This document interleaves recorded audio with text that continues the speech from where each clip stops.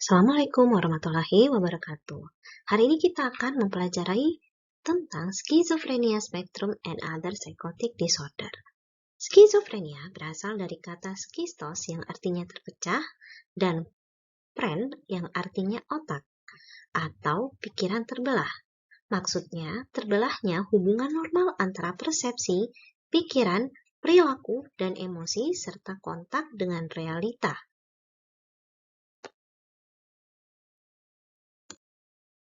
Skizofrenia sendiri merupakan gangguan psikotik kronis yang berupa serangkaian gangguan individu mengalami persepsi realita yang terdistorsi, disorganisasi pada proses berpikir, dan kurangnya koherensi antara pikiran serta emosi. Skizofrenia biasanya berkembang pada masa remaja akhir atau dewasa awal. Adapun tahapan perkembangan skizofrenia dibagi menjadi 3 tahap.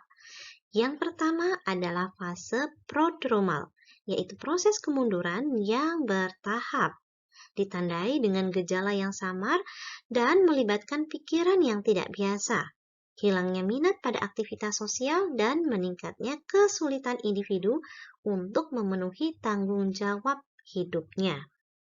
Adanya pelemahan pada fungsi kognitif, terutama pada ingatan dan atensi. Salah satu tanda umum pada fase ini yaitu sering tidak memperhatikan penampilan, misalnya tidak mandi secara teratur, mengenakan baju yang sama secara berulang dan terus-menerus. Lalu terjadi perubahan pada perilakunya yang menjadi aneh, yang akhirnya memunculkan penurunan pada fungsi penting dalam kehidupannya, sehingga menimbulkan kekhawatiran dari keluarga, teman, ataupun lingkungan sekitarnya. Perilaku tersebut merupakan tanda berkembangnya fase akut. Yang kedua, pada fase akut yaitu perubahan perilaku yang muncul semakin aneh, seperti menimbun makanan, menimbun sampah, dan bahkan berbicara sendiri. Pada tahap ini, gejala psikotik mulai berkembang, yaitu halusinasi, delusi, dan perilaku yang semakin aneh. Dan terakhir, yaitu fase residual. Pada tahap ini, perilaku kembali ke fase prodromal. Gejala psikotik yang mencolok tidak lagi terlihat, namun masih mengalami gangguan kognitif, sosial, dan emosi yang signifikan, seperti kesulitan untuk berpikir atau bicara yang jelas, menyampaikan pemikiran yang tidak biasa. Berdasarkan prevalensinya, menurut EPA tahun 2011, skizofrenia mempengaruhi sekitar 1% populasi di AS dan 0,3 hingga 0,7% populasi dunia. WHO memperkirakan sekitar 24 juta orang di seluruh dunia mengalami skizofrenia. Untuk di Indonesia sendiri, berdasarkan Riskesdas atau Riset Kesehatan Dasar tahun 2018, menunjukkan prevalensi skizofrenia atau psikosis di Indonesia sebanyak 6,7 per 1000 rumah tangga. Skizofrenia sendiri ditandai dengan simptom positif dan simptom negatif. Simptom positif diantaranya melibatkan perpisahan dengan realitas atau reality testing, yaitu tidak mampu membedakan realita dan non-realita, seperti yang ditunjukkan oleh munculnya halusinasi dan delusi atau waham, disorganized thinking, dan abnormal motor behavior. Sedangkan pada simptom negatif mempengaruhi kemampuan untuk berfungsi sehari-hari dan meliputi ciri tidak atau kurang adanya ekspresi emosi, hilangnya motivasi, hilangnya kesenangan dalam aktivitas normal yang menyenangkan, penarikan diri atau isolasi sosial, dan bicara yang terbatas. Delusi atau waham merupakan sebuah keyakinan keliru yang bersifat menetap dan tentunya dipegang teguh oleh individu meskipun ada bukti kontradiktif. Delusi ini akan dianggap aneh jika jelas tidak masuk akal dan tidak dapat dimengerti oleh rekan budaya yang sama, dan tentunya tidak berasal dari pengalaman hidup yang biasa. Terdapat beberapa jenis dari delusi. Yang pertama adalah persecutory delusion atau delusi persekusi atau paranoia yang merupakan keyakinan bahwa dirinya akan disakiti oleh orang lain, seperti orang-orang akan membunuh saya dan anak-anak saya. Lalu selanjutnya referential delusion atau delusi referensi, yaitu berupa keyakinan bahwa individu lain membicarakan dirinya, baik orang, TV, radio, atau membicarakannya. Seperti misalnya orang-orang di kereta sedang membicarakan saya. Selanjutnya ada grandiose delusion atau delusi kebesaran atau kemuliaan, yaitu berupa keyakinan bahwa dirinya memiliki kekuatan yang besar, meyakini diri sebagai Tuhan atau meyakini dirinya membawa misi khusus menyelamatkan dunia. Contoh dari waham ini seperti ayah saya adalah penguasa semesta. Selanjutnya adalah erotomanic delusion, berupa keyakinan bahwa dirinya dicintai oleh orang lain yang memiliki status sosial yang lebih tinggi. Misalnya, seorang idol terkenal menyukai individu tersebut. Selanjutnya ada delusi nihilistik, yaitu berupa keyakinan bahwa bencana besar akan segera terjadi. Dan terakhir ada somatik, berupa preokupasi tentang kesehatan dan organ tubuh individu. Selanjutnya ada controlled by external agent, berupa delusion of control atau delusi kontrol, yaitu individu meyakini bahwa pikiran, perasaan, dan tindakannya dikontrol oleh kekuatan lain. Lalu selanjutnya ada pikiran bergema. Yang kedua, ada pikiran orang lain dimasukkan dalam pikirannya, yang disebut juga sebagai thought insertion. Kalau thought broadcast ini berupa pikirannya disiarkan ke dunia orang lain. Dan thought withdrawal itu berupa pikirannya merasa dicabut, hilang, ataupun kosong. Gangguan persepsi yang paling umum terjadi pada skizofrenia adalah halusinasi, di mana persepsi sensori yang dialami meskipun tidak ada stimulus dari luar. Atau bisa dikatakan bahwa halusinasi merupakan pengalaman indrawi yang tampak nyata bagi yang memiliki tanpa adanya stimulus persepsi eksternal.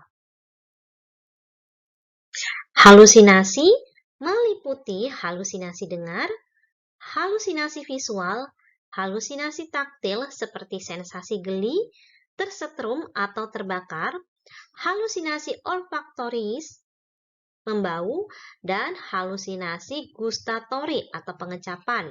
Misalnya merasakan sesuatu yang tidak ada. Halusinasi auditori atau mendengarkan sesuatu adalah bentuk halusinasi yang paling umum, yaitu mempengaruhi 3 dari 4 pasien skizofrenia. Nah, terkait dengan hal tersebut, maka perlu untuk digali, jelaskan apakah isi halusinasi dengar berupa isi suara memerintah, atau mengomentari, atau berdiskusi. Apakah berupa suara binatang atau suara manusia? Bagaimana kualitas suaranya? Apakah suaranya laki-laki atau perempuan? Suaranya jauh atau dekat? Samar atau jelas? Selanjutnya yaitu halusinasi visual. Sebanyak 39% pasien skizofrenia mengalami halusinasi ini. Perlu untuk digali kualitas halusinasi visualnya.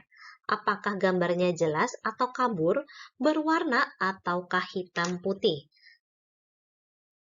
Adapun untuk halusinasi olfaktori, taktil, dan gustatori ini lebih jarang terjadi. Adapun faktor penyebab halusinasi dari perspektif neurologis adalah keterlibatan dari neurotransmitter dopamin dan juga lobus frontal cortex.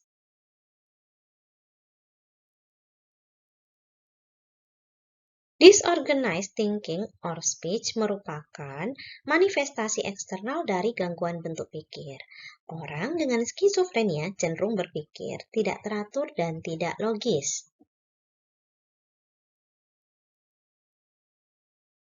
Tipe-tipenya atau jenis-jenisnya ada beberapa di antaranya cognitive slippage, yaitu pembicaraan yang tidak logis dan tidak sesuai. Selanjutnya ada tangentiality, tidak menjawab pertanyaan langsung atau menjawab pertanyaan dengan respon yang tidak relevan. Derailment atau loose association merupakan mengalihkan pembicaraan yang tidak berhubungan dengan yang dimaksud atau perubahan topik yang terlalu tiba-tiba. Neologism merupakan kata-kata baru yang tidak ada maknanya bagi orang lain. Selanjutnya, ada circumstantiality, merupakan pola pikiran yang sangat tidak langsung dan tertunda dalam mencapai tujuan, atau bisa dikatakan pikiran yang berputar-putar. Slanging sendiri merupakan pola pembicaraan yang mengutamakan pemilihan kata berdasarkan bunyinya, bukan berdasarkan artinya. Selanjutnya juga ada flight of idea, yaitu berbicara yang melompat dan muncul perubahan yang tiba-tiba. Sedangkan yang terakhir adalah blocking, berupa pembicaraan yang berhenti tiba-tiba. Disorganized behavior merupakan terganggunya aktivitas yang terarah atau yang bertujuan sehingga individu sulit melakukan aktivitas sehari-hari.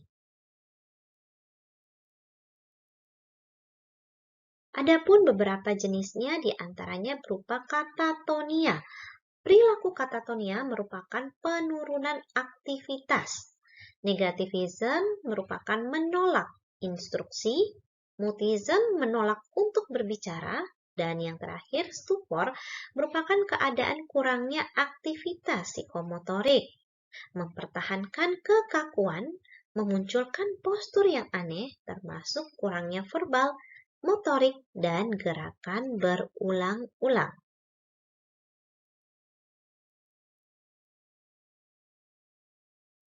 Pada simptom negatif ditandai dengan kurangnya ekspresi emosi yang terlihat dari wajah, kontak mata, intonasi bicara, dan gerakan tangan, kepala, dan wajah yang biasanya memberikan ekspresi emosi.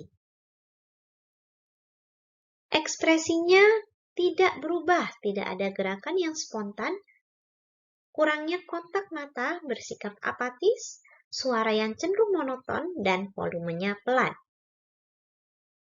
Yang ditandai dengan alogia atau kurangnya berbicara. Asosial, kurangnya minat individu untuk berinteraksi secara sosial. Sehingga individu biasanya sering untuk menyendiri. Selanjutnya dibedakan juga tadi ya, kalau untuk alogia dan asosial ini masuk pada reduced expressed behavior. Sedangkan pada reduction in the experience of pleasure ini ada avolition. Nah, untuk avolition sendiri menurunnya motivasi inisiatif diri untuk melakukan aktivitas yang bertujuan. Misalnya, akhirnya individu lebih banyak menghabiskan waktunya untuk duduk yang lama. Tidak berminat untuk berinteraksi dengan orang lain. Lalu selanjutnya ada anhedonia, yaitu penurunan keinginan untuk melakukan kegiatan-kegiatan yang menyenangkan. Tidak dapat merasakan keintiman dalam hubungan sosial dan berkurangnya minat dalam melakukan aktivitas seksual.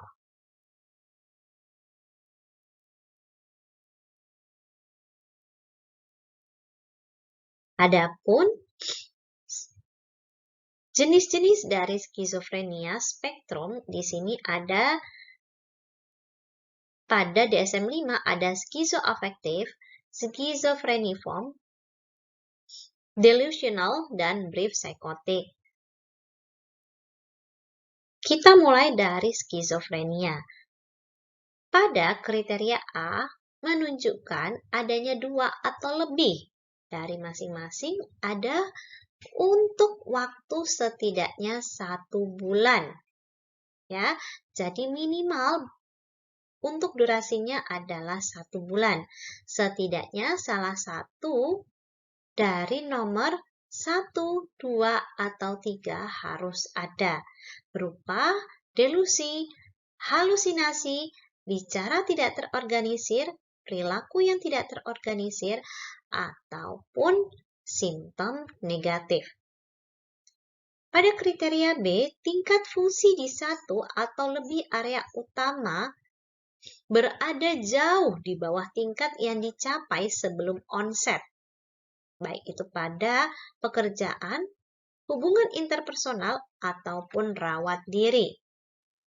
Pada kriteria C, muncul secara terus-menerus selama paling sedikit 6 bulan dengan 1 bulan periode prodromal atau residual. Jadi perlu dipahami, waktu 1 bulan itu setidaknya memenuhi 2 atau lebih dari poin nomor 1 sampai poin nomor 5. Ya. Terus pada poin C ini untuk durasinya setidaknya 6 bulan. Ada fase prodromal dan atau residual.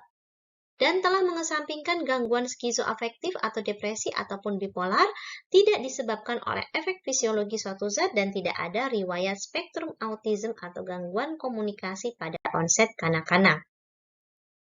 Selanjutnya ada skizoafektif disorder yang berupa masa gangguan yang tidak terputus. Ada episode mood utama baik depresi mayor ataupun manik bersamaan dengan kriteria A dari skizofrenia. Pada kriteria B-nya, delusi atau halusinasi selama 2 minggu atau lebih tanpa adanya episode mood mayor selama masa gangguan.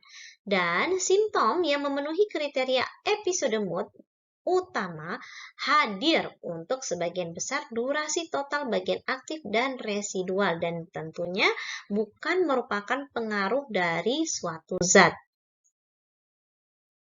Selanjutnya, schizophreniform disorder yaitu 2 atau lebih selama 1 bulan, salah satu harus 1, 2, ataupun 3 memenuhi, yaitu delusi, halusinasi, bicara kacau, perilaku kacau, dan simptom negatif. Dan pada schizophreniform disorder ini memenuhi kriteria B, yaitu berlangsung minimal 1 bulan dan kurang dari 6 bulan. Perlu diingat kembali, pada gangguan skizofrenia itu berapa bulan? Minimal 6 bulan. Pada skizofreniform memenuhi kriteria tersebut dan berlangsung minimal 1 bulan hingga kurang dari 6 bulan. Dan tidak memenuhi gangguan skizoafektif, depresi, maupun bipolar dan tidak disebabkan oleh efek fisiologi suatu zat. Selanjutnya ada delusional disorder, yaitu pada kriteria A memenuhi 1 atau lebih delusi dengan waktu 1 bulan atau lebih. Kriteria A dari skizofrenia tidak terpenuhi. Dan perlu disebutkan apakah masuk pada erotomanic type, yaitu keyakinan orang dengan status sosial yang lebih tinggi menyukai atau jatuh cinta pada individu tersebut. ataukah grandiose type, atau disebut juga sebagai waham atau delusi kebesaran, atau masuk pada kriteria jealous type, berupa seseorang bisa yakin tanpa alasan tentang kesetiaan pasangannya. Atau persecutory type atau paranoid, yaitu keyakinan dicurangi atau diikuti, ditipu, dimata-matai, diracun, atau dianiaya. Orang dengan delusi ini dapat mengambil tindakan hukum terhadap mereka yang dianggap bertanggung jawab atas penganiayaan terhadap dirinya, atau bahkan individu bisa bertingkah agresi atau melakukan tindakan kekerasan terhadap orang yang dianggap melakukan penganiayaan terhadap dirinya.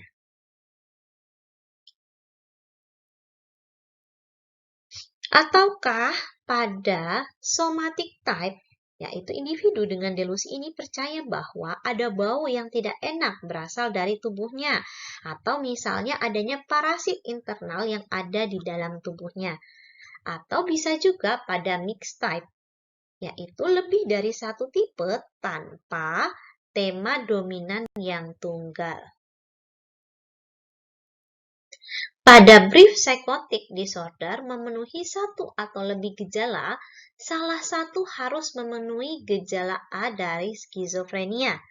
Durasinya minimal 1 hari dan kurang dari 1 bulan.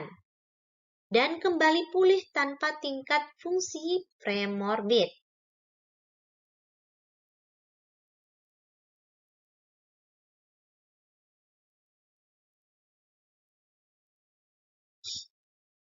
Adapun etiologi dan treatment berdasarkan genetik dan biological faktor.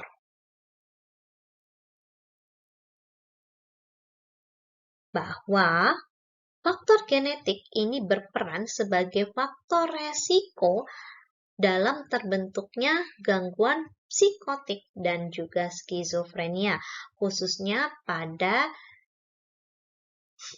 derajat yang pertama.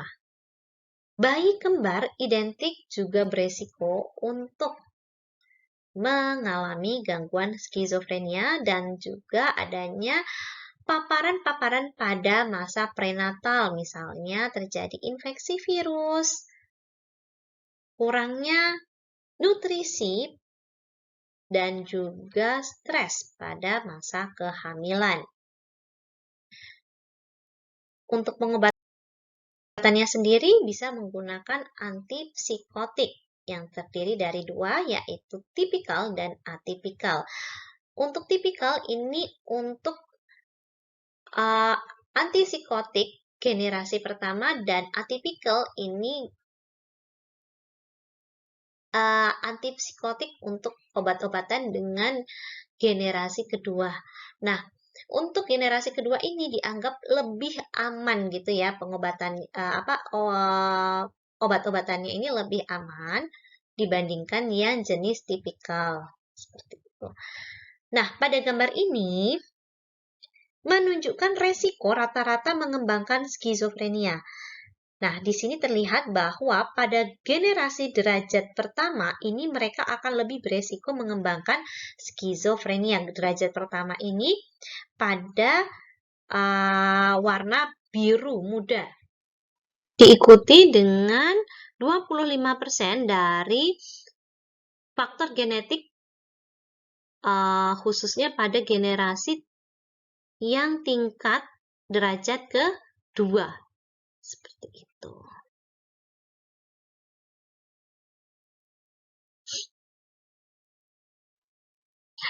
Pada gambar ini menjelaskan beberapa bagian otak dipercaya turut berkontribusi pada terjadinya skizofrenia.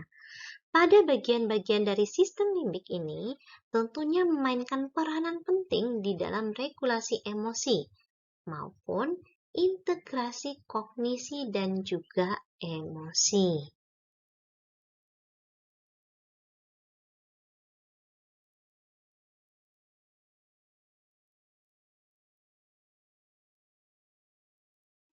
Selanjutnya, beberapa hal yang dapat menyebabkan terjadinya skizofrenia dan gangguan psikotik, misalnya individu tumbuh pada keluarga yang tidak memadai, banyak konflik, seperti itu ya. Sehingga untuk penanganannya bisa berupa individual treatment, yaitu bertujuan membekali individu berbagai teknik dan keterampilan untuk menanggulangi gejala, termasuk di dalamnya pemberian CBT untuk mengurangi intensitas gejala positif dan mengurangi kekambuhan. Selanjutnya bisa juga berupa remediation cognitive training untuk membantu individu memperbaiki keterampilan pada perhatian, memori, dan fungsi eksekutif. Terapi keluarga memberikan dukungan dan edukasi pada keluarga untuk menangani anggota keluarganya yang mengalami skizofrenia. Di sini tentunya termasuk meningkatkan kemampuan komunikasi keluarga. Dan yang terakhir adalah social skill training atau pelatihan keterampilan sosial. Bertujuan untuk membantu individu memperoleh keterampilan yang dibutuhkan untuk berfungsi lebih baik, termasuk di dalamnya yaitu keterampilan perawatan diri, keterampilan interpersonal, dan lain-lain.